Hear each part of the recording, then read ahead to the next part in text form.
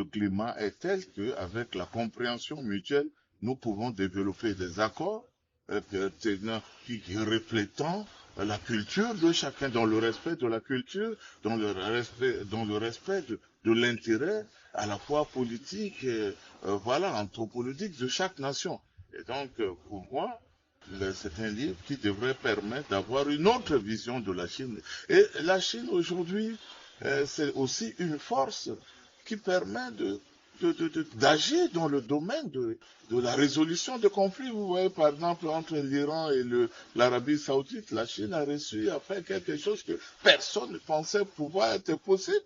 Réconcilier l'Arabie Saoudite et l'Iran. Mais personne ne pensait, mais la Chine a réussi. Donc aujourd'hui, la Chine peut être un acteur de paix. Il faudrait reconnaître ça. Vous voyez?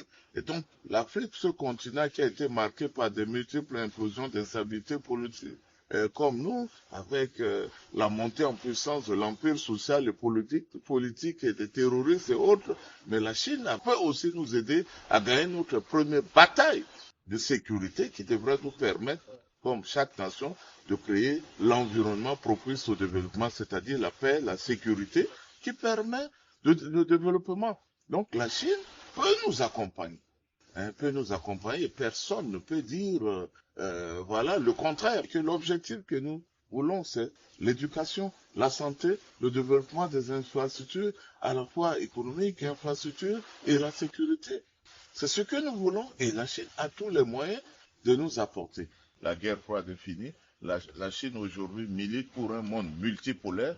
L'Afrique aussi milite pour ce monde multipolaire.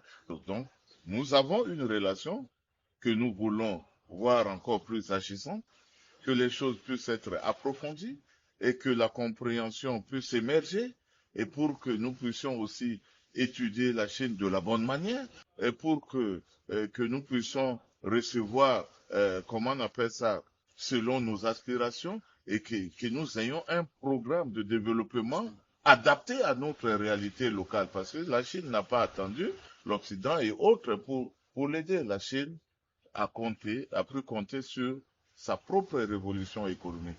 Je connais l'Asie, je pense que le modèle asiatique de développement, c'est le modèle autonome et dans le respect de leur culture. Et c'est ce qu'est l'Afrique en a besoin et je pense que, à part penser le renforcement des partenariats, à part demander que nos ouvrages soient traduits en chinois et que nous ayons des espaces avec la jeunesse africaine, des cadres d'échange entre jeunes ingénieurs, jeunes intellectuels, etc., pour nourrir et préparer notre avenir de demain.